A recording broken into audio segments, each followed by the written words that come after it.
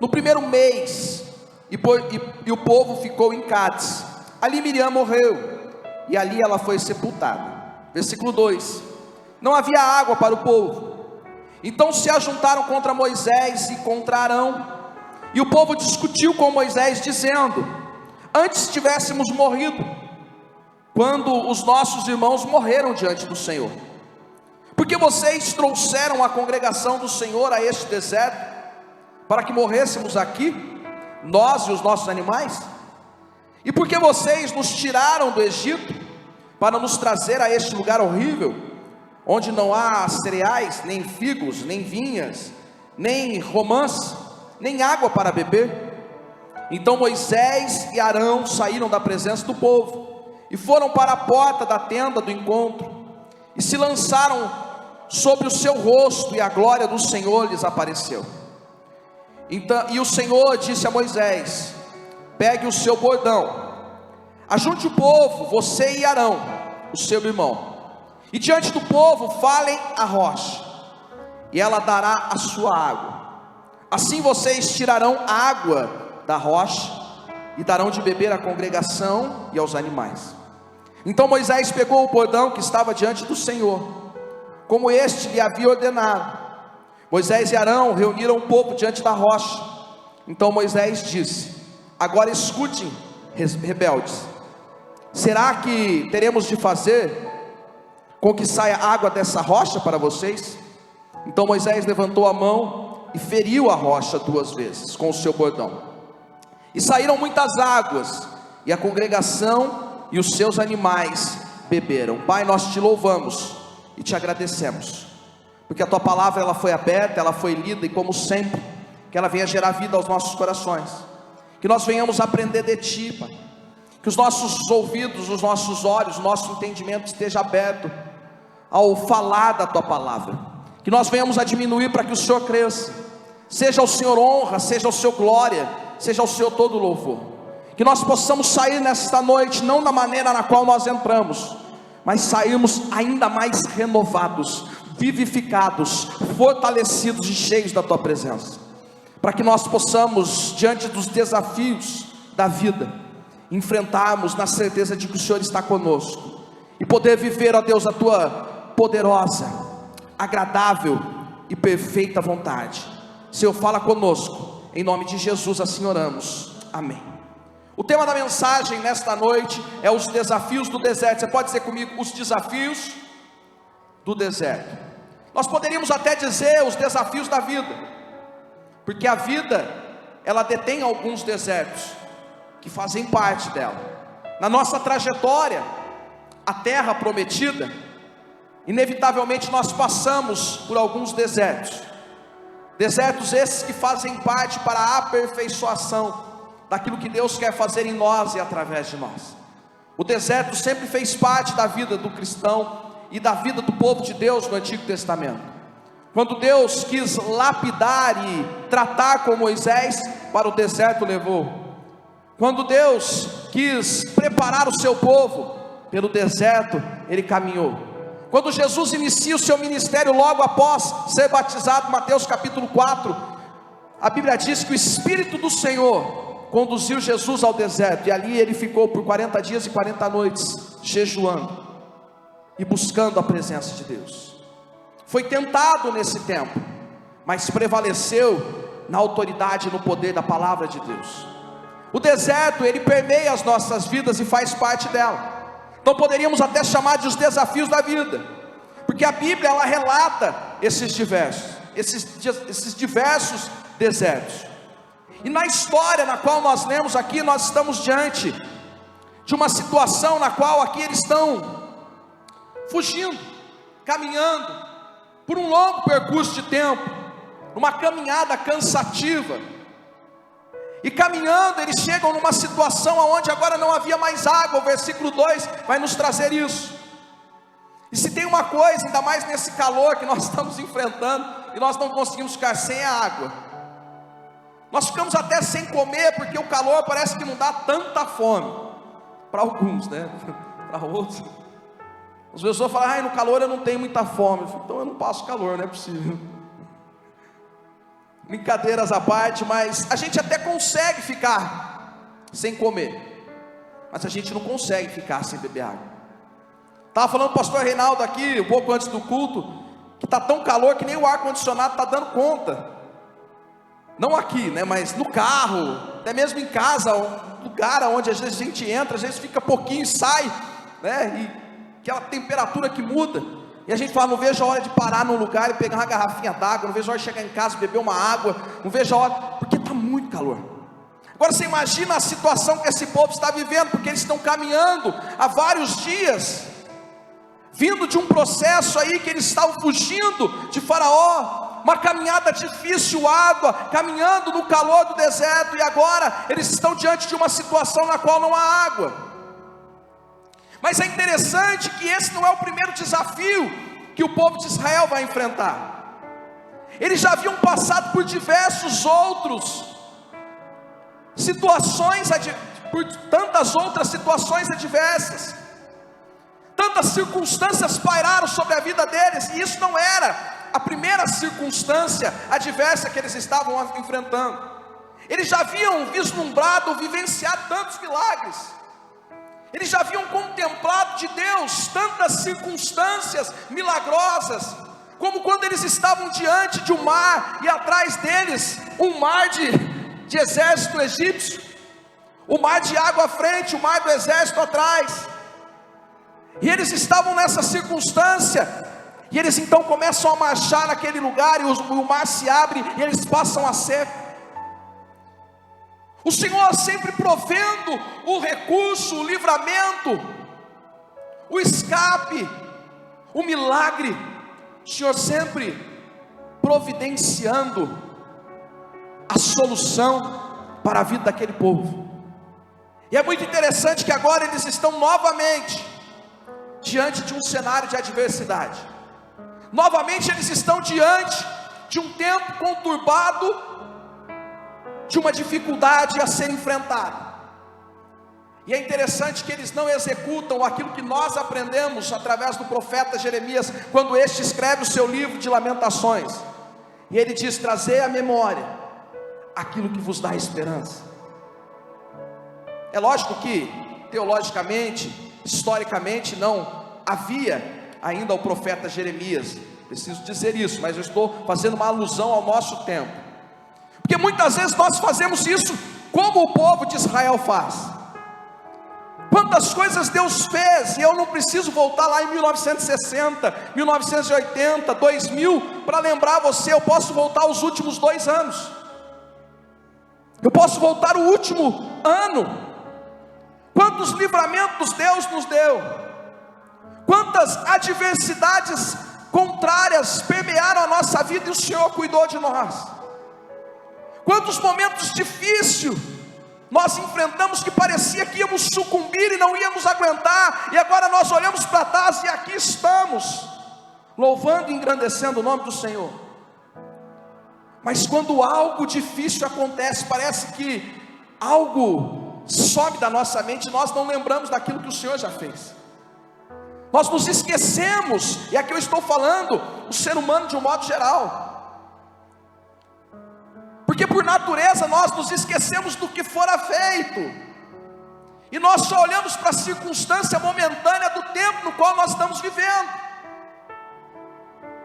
e nós olhamos para essa adversidade, e ao invés de para ela olhar e dizer assim: o Senhor guardou a minha vida até aqui, e Ele é poderoso para cuidar hoje, Ele é poderoso para fazer o milagre, Ele é poderoso para operar novamente, Ele é poderoso para me dar livramento novamente, porque há um processo, há desafios do deserto da vida, no qual eu estou percorrendo, para que o Senhor possa retirar de mim aquilo que existe de mais valioso, que é a presença dEle.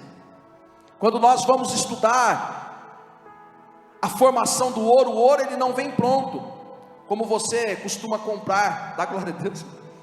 Quando você costuma comprar, o Daniel compra bastante para a Laura. A Laura está só recebendo, aleluia. O ouro não vem bonitinho daquele jeito, geladinho, arrumadinho, brilhoso, como nós vemos. Existe um processo para que o ouro chegue à sua consistência pura de ouro. O ouro então é retirado, o ouro é esmiuçado, esmagado, despedaçado. O ouro é colocado no fogo, e nesse processo todas as impurezas são tiradas, para que reste somente a pureza da valiosidade do ouro. E muitas vezes nós percorremos a vida e enfrentamos os desafios que por ela nós temos que enfrentar, porque fazem parte para que as impurezas daquilo que é de nós venha a ser retirada, e reste somente aquilo que é valioso, que é a presença de Deus na minha vida e na tua vida. Mas uma certeza nós temos quando olhamos para o cenário do contexto no qual nós estamos inseridos, que Deus está cuidando de mim, e Deus está cuidando de você. Deus está comigo, e Deus está contigo. Independente do deserto, Ele passa por essa adversidade comigo e com você. Eu costumo dizer, principalmente quando eu falo com líderes, eu digo assim, que Jesus não é o tipo de líder que fala, faço o que eu falo, mas não faço o que eu faço. Pelo contrário, Jesus é a liderança que diz para mim e para você, faça o que eu falo, e também faça o que eu faço. Porque Ele nunca nos submeteu a desertos sem antes ter passado pelo deserto. E Ele passa pelo deserto para provar para mim e para você que no deserto Ele estará comigo, e que nós nele somos mais que vencedores em todas as coisas, que nós podemos enfrentar as aflições e as tribulações do tempo presente, mas para nós termos bom ânimo, porque Ele venceu o mundo no qual nós estamos inseridos, o mundo no qual nós não pertencemos, o mundo no qual Ele já orou em João capítulo 17, quando este ora pelos seus discípulos e também pela igreja futura, no caso nós.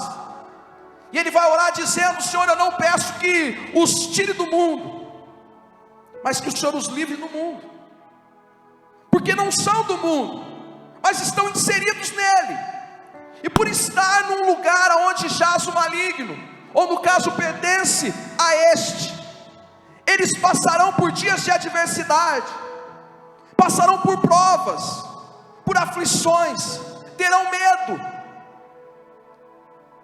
terão provações, mas eu oro para que nesse dia eles tenham força, eles tenham sustentação, eles tenham coragem, eles tenham perseverança, na certeza de que o meu Espírito está com eles, porque o dia mal passa, o tempo adverso acaba, há tempo determinado para todas as coisas debaixo do céu, e o choro pode durar uma noite, o pastor já disse aqui, mas existe uma manhã em que o sol do meio-dia brilha na minha vida e na tua vida, e nesse tempo de adversidade nós devemos submeter à nossa memória aquilo que o Senhor já fez por nós, porque se estamos aqui hoje é porque Ele tem cuidado de mim, é porque Ele tem cuidado de ti, porque Ele tem cuidado de nós. Se nós estamos aqui é porque Ele tem tido graça, Ele tem dado graça e tem tido misericórdia de mim e de você, e nós podemos celebrar e engrandecer a Ele, porque Ele tem cuidado da igreja, Ele tem sustentado. Eu estava vendo o povo na Ucrânia orando e buscando a face de Deus naquele lugar, não arredaram o pé de lá, porque creem que Deus é poderoso para intervir, e não sairão de lá enquanto Deus não direcionar para que saiam. Alguns acham loucura, eu chamo de fé, porque eles sabem em quem eles creem, e que é poderoso para fazer infinitamente mais. E às vezes nós estamos em problemas tão menores do que esse, e nós estamos a ponto de parar tudo, nós estamos a ponto de abandonar, e o povo estava desse jeito, já passaram por situações muito piores, como eu e você já passamos, e às vezes um negocinho assim a gente explode, a gente quer parar, a gente quer desistir, a gente quer desanimar, a gente quer meter o pé, a gente quer abandonar tudo. Mas Jeremias vai dizer, traz a memória aquilo que vai te dar esperança. Continue crendo. Não olhe com os olhos naturais. Olhe com os olhos da fé, na certeza de que pelo sobrenatural Deus vai agir e intervir em teu favor. E é nesse tempo, é nesse contexto, que nós nos deparamos com algumas reflexões. Quando nós olhamos a reação do povo, quando nós olhamos a reação de Moisés e Arão, e quando nós também vemos o agir de Deus, que nos submete a entender algumas situações que pairam sobre os desertos da vida. Primeira coisa que nós observamos está no versículo 2 ao versículo 5, que diz assim: não havia água para o povo, então se ajuntaram contra Moisés, o povo, se ajuntou contra Moisés e Arão, e o povo discutiu com Moisés, dizendo: antes tivéssemos morrido, quando os nossos irmãos morreram diante do Senhor, porque vocês trouxeram a congregação do Senhor a este deserto, para morrermos aqui, nós e os nossos animais? E porque vocês nos tiraram do Egito, para nos trazer a um lugar horrível, onde não há cereais, nem figos, nem vinhas, nem romãs, e nem água para beber. Primeira coisa que nós observamos, a reação do povo diante da circunstância adversa, é murmurar. Primeira reação que nós observamos aqui é a murmuração do povo diante da adversidade. E é interessante, que eu até esbocei um riso aqui, porque é interessante se pensar que o povo era escravo no Egito. Nós falávamos isso um pouquinho antes do culto com a Luísa ali, numa brincadeira que tivemos aqui. O povo era escravo no Egito, e ela nem sabia o que eu ia pregar. Nós entramos no assunto sem ela saber. O povo era escravo, agora eles eram livres, libertos. Nenhuma condenação egípcia existia mais sobre a vida deles. Eles eram livres para viver a vontade de Deus. E aonde estão os olhos deles? Mas lá tinha figo, lá tinha vinha, lá tinha romã, e mais do que tudo, tinha água. Mas você era escravo, mas tinha água. Sabe quando a gente tenta arrumar argumento com Deus? Mas sabe qual é o processo que o povo está? É o mesmo processo que nós estamos. Aqui o povo era escravo do Egito, e agora eles são libertos em Deus, caminhando para Canaã. Nós fomos libertos das mãos de Satanás, estamos vivendo esta vida, caminhando para Nova Jerusalém. Há uma terra prometida para mim e para você também. Mas entre ser liberto e alcançar a promessa, existe o percurso. E a primeira reação que existe no percurso deste contexto é a murmuração. Quantas vezes nós ouvimos: mas quando eu estava no mundo, as coisas davam certo. Quando eu não servia a Deus, parecia que as coisas caminhavam melhor. Quando eu não estava na igreja, parecia que as coisas fluíam. Mentira de Satanás, tentando cegar a tua fé, tentando fazer você entender que não diz respeito a este tempo somente, tentando tirar os seus olhos do que de fato importa, que é a promessa, tentando fazer você enxergar as impossibilidades momentâneas da vida, para que você não enxergue que existe uma promessa maior do que aquilo que você tem vivido hoje. Porque as lutas e as adversidades que aqui passamos não se comparam com a glória que há de vir. Porque aquilo que Deus quer fazer, aquilo que Deus preparou, não se compara com aquilo que nós vivemos hoje. Paulo vai dizer: maldito homem seria eu, se esperasse somente neste tempo, neste corpo, nesta terra, neste mundo, algum benefício. Os nossos olhos precisam estar voltados na promessa. E aqui os o povo não estava mais voltando seus olhos para a promessa. Porque se nós formos estudar, depois nós vamos ver o povo chegando em Canaã, e lá teria romã, figo, uva, e não seria mirradinha como no Egito, seria das maiores que eles já viram na vida. Mas eles estavam lembrando do Egito, por conta de uma adversidade momentânea. Rodolfo, o que você quer dizer com isso? Eu quero dizer que aquilo que você vive hoje não pode tirar os seus olhos da promessa.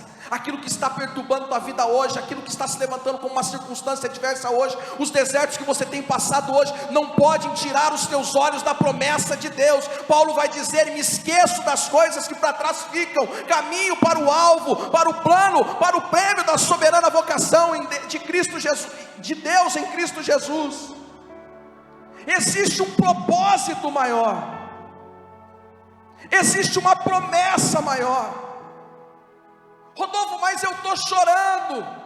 Rodolfo, mas eu estou desesperado. Rodolfo, mas eu estou passando por muita dor. Mas a promessa diz que lá não haverá mais dor, lá não haverá mais pranto, lá não haverá mais medo nem lágrimas, porque o Senhor enxugará dos nossos olhos toda lágrima. E as primeiras dores, as primeiras coisas serão passadas, e tudo se fará novo. Existe uma promessa maior, que Satanás tem tentado cegar os nossos olhos, para que nós esperemos somente aqui, para que a nossa expectativa esteja somente aqui. O povo, ele se levanta, e ele começa a reclamar, e eles vão brigar com Moisés, eles vão discutir, eles vão argumentar diante de uma situação. Eclesiastes vai dizer para mim e para você: bom é guardar a salvação no Senhor, e isso em silêncio. Há momentos que é tempo de nós estarmos calados. Eclesiastes capítulo 3, versículo 7. Sabe por quê, meu irmão? Porque nos tempos de adversidade nós somos tentados a murmurar, nos tempos de luta nós somos tentados a questionar, nos tempos de circunstâncias adversas nós somos tentados a reclamar. Mas aqui, Lamentações, primeiramente, no capítulo 3, versículo 26, está dizendo: bom é guardar a salvação no Senhor, e isto em silêncio.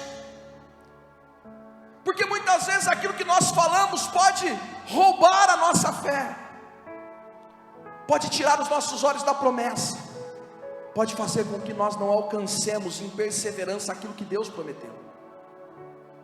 Por isso que Salomão, na sua sabedoria dada por Deus, em Eclesiastes 3,7 vai dizer: há momentos que é tempo de calar-se. Há lutas que nós passamos que a gente tem que ficar, porque Deus está trabalhando, e Deus está trabalhando em favor daqueles que nele confiam. Primeira situação que nós observamos e refletimos é o povo murmurando. Segunda coisa, versículo 6 diz: então Moisés e Arão, eles saíram da presença do povo, e foram para a porta da tenda do encontro, e se lançaram sobre o seu rosto, e a glória do Senhor lhes apareceu. Segunda coisa que nós aprendemos como reflexão neste texto, dos desafios que o deserto muitas vezes da vida nos impõe, é que Moisés, agora na atitude de Moisés, falamos do povo, agora de Moisés e Arão, eles vão orar e vão buscar a presença de Deus. Eles se retiram, eles saem do lugar de confusão. Muitas vezes a gente fica perdido diante de uma circunstância, porque a gente não sai do lugar onde nós não deveríamos mais estar.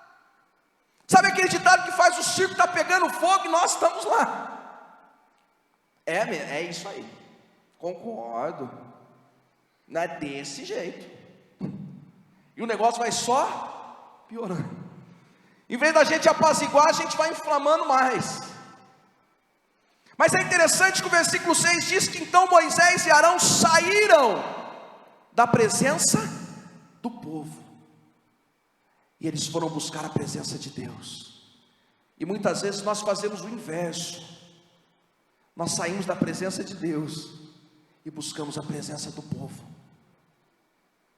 A gente vai reclamar para um, a gente vai argumentar com o outro, a gente vai falar do outro, a gente vai apontar o outro, a gente vai publicar de alguma coisa. Mas Moisés e Arão nos ensinam o inverso.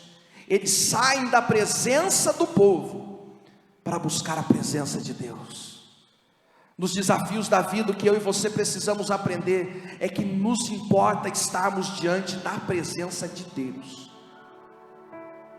Ah, pastor Rodolfo, mas Deus conhece todas as coisas, mas a minha fé testifica nele, quando eu me prostro diante dele e declaro: Senhor, eu preciso do teu agir, eu preciso da tua intervenção, eu preciso do teu socorro, eu preciso da tua misericórdia, eu preciso, porque eu não vou aguentar. Senhor, me dá forças para continuar. Eu sei que o Senhor conhece a minha vida, a minha necessidade, o meu percurso, a minha trajetória, a minha dor, mas eu preciso da tua ajuda. A Bíblia diz que os discípulos chegaram para Jesus e pediram para que Jesus acrescentasse fé. Falaram: Senhor, nos dá mais fé.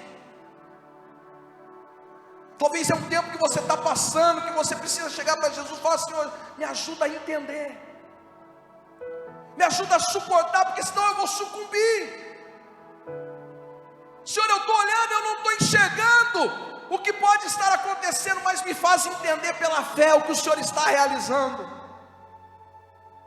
porque nada foge do controle de Deus.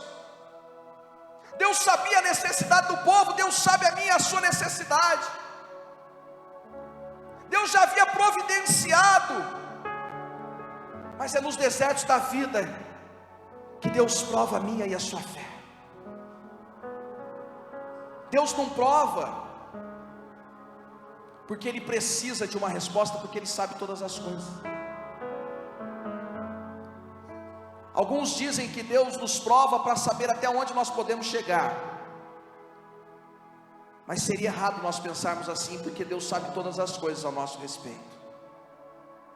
Deus nos prova para que nós mesmos saibamos aonde nós podemos chegar. Deus nos prova para mostrar que Ele é conosco.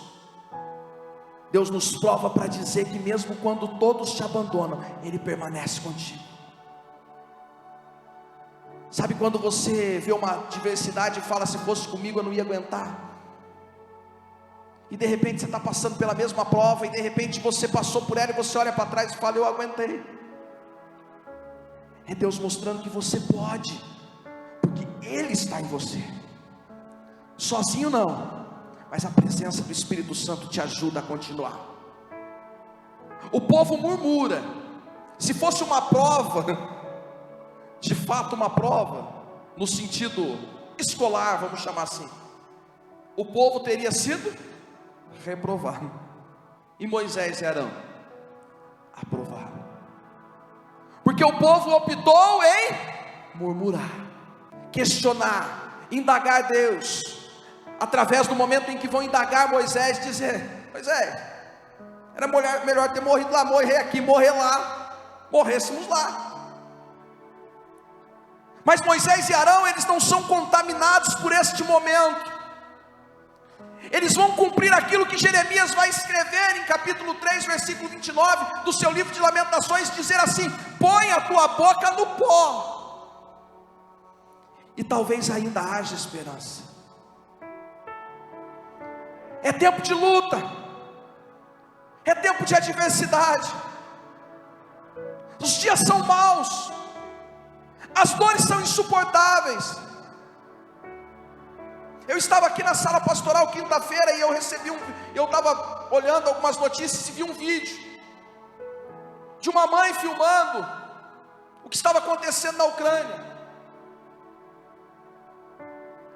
E aí de repente o avião passou e soltou um míssil numa área residencial na qual aquela criança estava, e aquela criança desesperadamente começou a chorar, gritar, e o vídeo saiu do ar.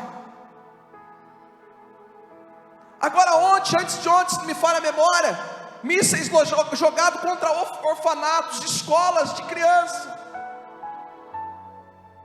Rodolfo, por que você está dizendo isso? Porque se a dor do próximo não gera dor em nós, o problema não está só na Rússia,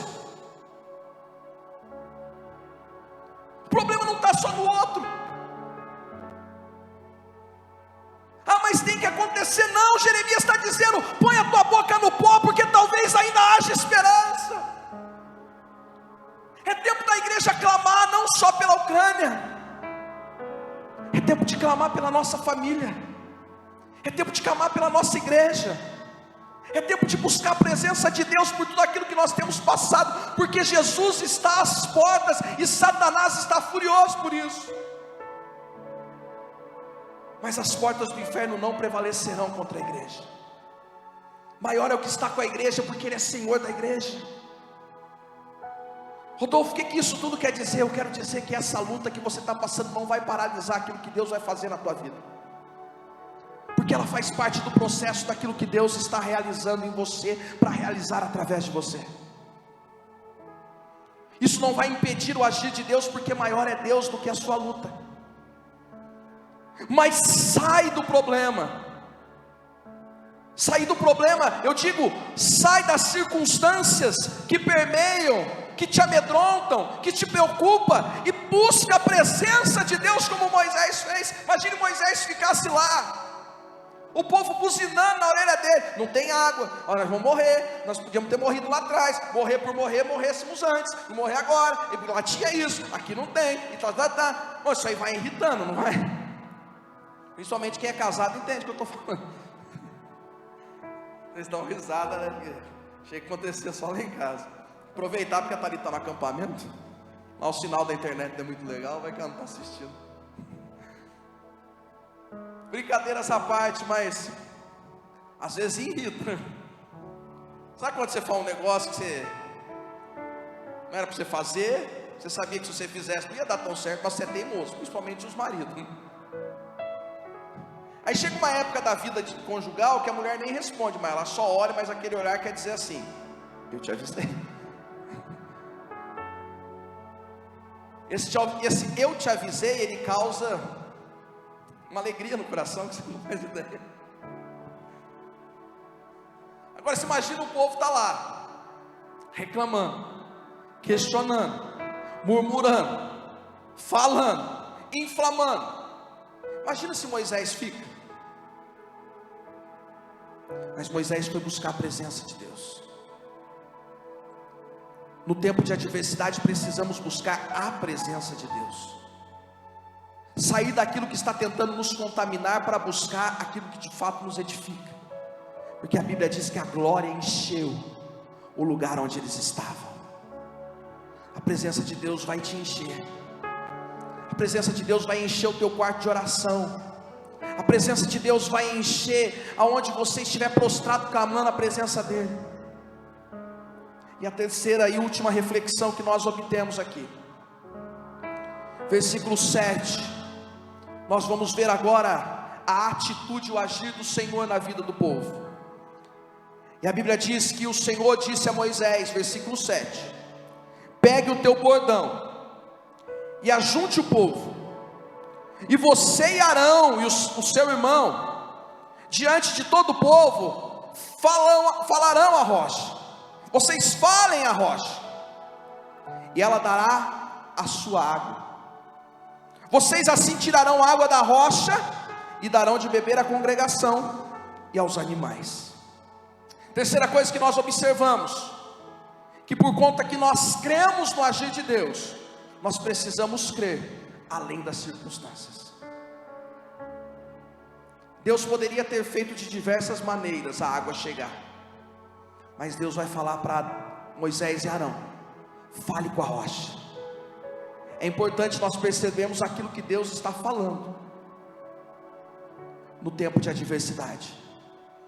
Deus vai falar para Moisés: fale com a rocha. Os desafios da vida também exigem que eu e você tenhamos sensibilidade daquilo que Deus fala. A Bíblia nos conta em Gênesis capítulo 22 que Deus pede Isaque, o filho da promessa, em sacrifício a Abraão. Abraão pega o seu filho E para quem tem filho, ler esta história antes e depois de ter filho é algo completamente diferente. A Bíblia diz que pela madrugada Abraão pega Isaac, preparam todas as coisas para o sacrifício e sobem. Em um dado momento, dá um estalo na cabeça de Isaac, ele fala: ué, eu estou vendo a lenha, estou vendo o cutelo, estou vendo tudo e não estou vendo o sacrifício. Estranho. Ô pai, cadê o sacrifício? A gente lê sem entender o nó na garganta que deu na boca, na garganta daquele pai. Ele vira para Isaac e fala assim: Deus proverá para si o cordeiro. Essa atitude de Abraão, ele está dizendo lá no fundo: Senhor, prepara algo que não seja o meu filho.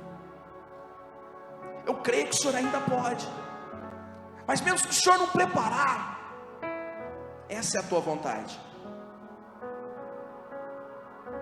Eu estava no acampamento hoje pela manhã e eu disse para os jovens que é muito fácil nós cantarmos: se Deus fizer, Ele é Deus. Se não fizer, Ele é Deus. Se a porta abrir, Ele é Deus. Mas se fechar, continua sendo Deus. Se a doença vier, Ele é Deus. Se curado eu for, Ele é Deus. Se tudo der certo, Ele é Deus. Mas se não der, continua sendo Deus. Eu não adoro pelo que Ele faz, eu adoro pelo que Ele é. Haja o que houver, sempre será Deus. É bonito, mas a primeira luta que Deus não resolve no nosso jeito, no nosso tempo, a gente esquece que Ele é Deus. E Abraão sobe, Abraão prepara tudo, Abraão deita o menino, Abraão amarra o menino, e quando ele está prestes a sacrificar o menino, ele escuta uma voz que diz: Abraão, Abraão, pode parar o que você está fazendo, porque agora eu sei que você me ama. Imagine se os desafios da vida tivessem cegado ou tapado, melhor dizendo, os ouvidos daquele homem. Ele estaria sacrificando ao invés de estar glorificando. Deus vira para Moisés e diz: Moisés, fale com a rocha. Ou seja, creia além da circunstância nesse tempo de provação que você está vivendo, porque eu manifestarei o sobrenatural na tua vida, na tua casa, na tua família, na circunstância que você está vivendo. Mas faça o que eu estou mandando você fazer. E a minha ordem é você falar, é você crer além da circunstância. A circunstância diz que não tem água, mas eu estou dizendo para você que na rocha vai ter água. Não importa o que os seus olhos estão enxergando hoje, Deus está providenciando o recurso, a solução, o escape, a vitória, o milagre, a solução, através de circunstâncias que você não imagina. Mas creia. Não deixe os problemas e as adversidades taparem os seus ouvidos, para que você não ouça, como Abraão teve a oportunidade de ouvir, para que não tampe o teu entendimento, para que você não haja de forma impulsiva diante da situação. Porque sabe o que vai acontecer aqui? Moisés, ele vai sair da tenda, e ele não vai falar com a rocha, ele vai bater na rocha. Porque humanamente Moisés ainda estava bravo com esse povo buzinando. Ele sai, ele fala: olha, seus rebeldes, é água que vocês querem? Não é a água que vocês vão ter. Você vai me perguntar: pastor Rodolfo, mas por que Deus mandou ele falar e ele bateu e mesmo assim a água saiu? E eu vou te responder dizendo que aquilo que Deus prometeu aos seus, Ele vai cumprir, independente daquilo que eu e você fazemos. Ele prometeu água para o povo, e Ele supriu a necessidade do povo. Mas Ele disse para Moisés: Moisés, porque você me desobedeceu, você não vai entrar na terra da promessa. Muitas vezes nós agimos por impulso diante dos desafios do deserto, e nós perdemos aquilo que nós temos de principal, que é a promessa de Deus. Nós deixamos para trás aquilo que realmente importa, porque nós agimos mediante as circunstâncias. O que eu quero dizer para você é que crer além das circunstâncias faz com que eu e você não perca a cabeça diante das adversidades que nós enfrentamos. Porque quando eu creio, eu espero em Deus a provisão. Quando eu não creio, eu quero fazer do meu jeito, e eu corro o risco de me frustrar e de interferir no processo daquilo que Deus está fazendo na minha vida. Eu quero te convidar a se colocar de pé, e nós vamos orar a Deus.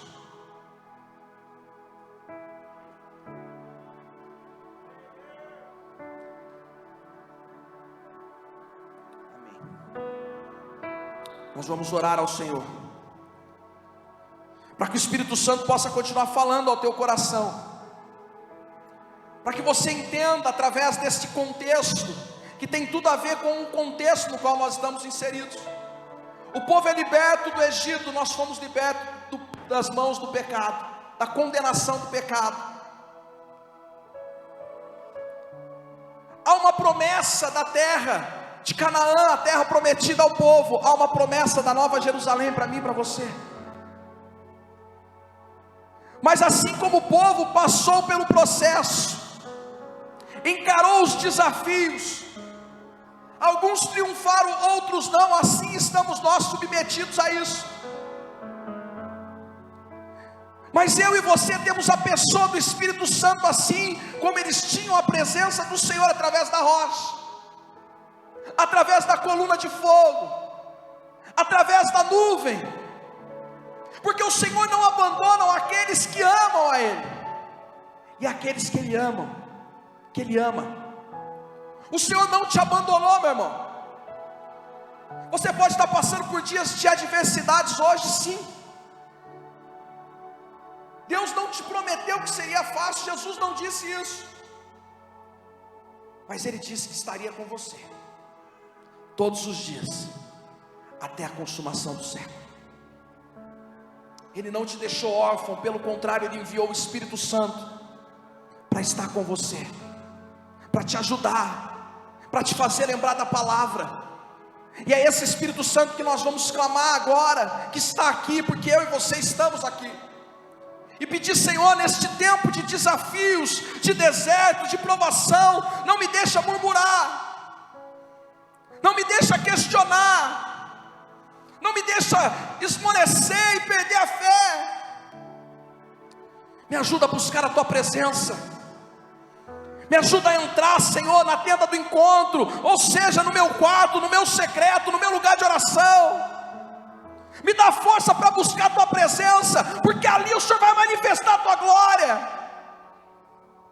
Me dá sensibilidade para ouvir a Tua voz, para que eu possa crer além das circunstâncias. Porque se eu crer, se eu tiver a fé, Senhor, para isso, eu não vou agir por impulso e perder aquilo que eu tenho de mais valioso, que é a Tua presença, que é a Tua promessa, que é a salvação em Cristo Jesus.